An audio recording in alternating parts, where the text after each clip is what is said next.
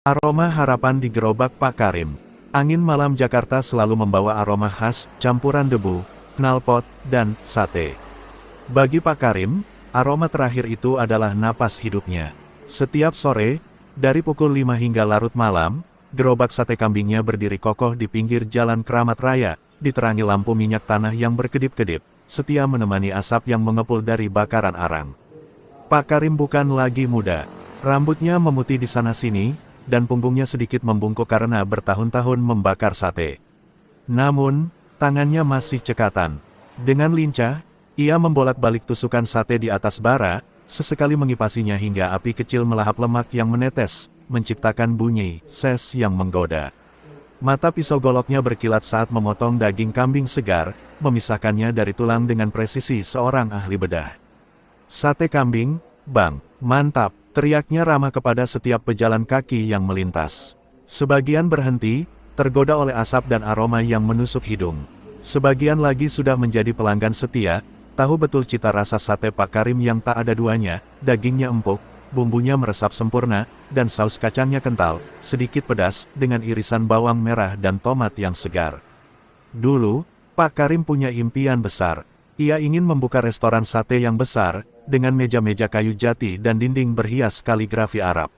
Namun, hidup punya caranya sendiri. Istrinya sakit-sakitan, anak-anaknya butuh sekolah, dan harga bahan pokok yang terus melambung membuat mimpinya perlahan mengecil, sebatas gerobak sate yang selalu ia jaga dengan sepenuh hati. Setiap tusuk sate yang ia bakar adalah peluh, doa, dan harapan. Dari keuntungan kecil yang ia dapat, ia menyisihkan untuk biaya sekolah anak bungsunya, Rina, yang kini kuliah di jurusan keperawatan. Bapak ingin kamu jadi perawat yang baik, nak. Bantu orang banyak, selalu begitu pesannya. Suatu malam, hujan deras mengguyur Jakarta. Jalanan sepi, hanya beberapa kendaraan yang melintas tergesa-gesa. Pak Karim duduk meringkuk di bangku kecilnya, menatap nanar sate-sate yang masih tersisa banyak. Harapan untuk mendapatkan pembeli malam itu seakan ikut luntur bersama air hujan. Tiba-tiba, sebuah mobil mewah berhenti di depannya. Seorang pria parubaya dengan setelan jas rapi keluar. Pak Karim, tanyanya, suaranya terdengar akrab. Pak Karim mengerutkan kening. Ia tak mengenali pria itu. Saya Budi, Pak. Dulu, waktu saya masih kecil, saya sering makan sate Bapak di sini. Bapak ingat? Pria itu tersenyum. Dulu saya sering minta sate gratis karena tidak punya uang. Bapak selalu kasih. Bapak bilang, besok kalau sudah sukses, jangan lupa mampir lagi dan bantu orang lain. Mata Pak Karim berkaca-kaca. Ingatan samar tentang seorang anak laki-laki kurus yang selalu menatap sate-satenya dengan mata lapar terlintas di benaknya. Saya sekarang punya restoran, Pak. Dan saya tidak pernah melupakan kebaikan Bapak, kata Budi. Saya ingin Bapak bergabung dengan saya. Bapak bisa jadi koki utama sate di restoran saya.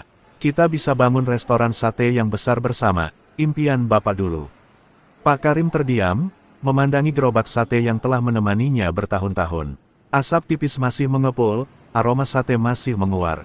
Ia ingat semua kesulitan, semua tawa, semua air mata yang tumpah di balik gerobak ini. Saya tidak tahu harus berkata apa, nak Budi, ujar Pak Karim, suaranya bergetar. Budi tersenyum lagi. Pikirkan saja, Pak, saya akan datang lagi besok. Malam itu, di tengah rintik hujan yang mulai reda, Pak Karim memandangi nyala api di tungku arangnya. Nyala api yang dulu terasa hanya sebagai penerang gerobak, kini terasa seperti mercusuar yang menunjukkan arah baru. Aroma sate kambingnya, yang selama ini hanya memenuhi jalanan, kini terasa seperti aroma harapan yang terhampar luas di depannya. Impian yang dulu meredup, kini kembali menyala, sehangat bara di tungku sate Pak Karim.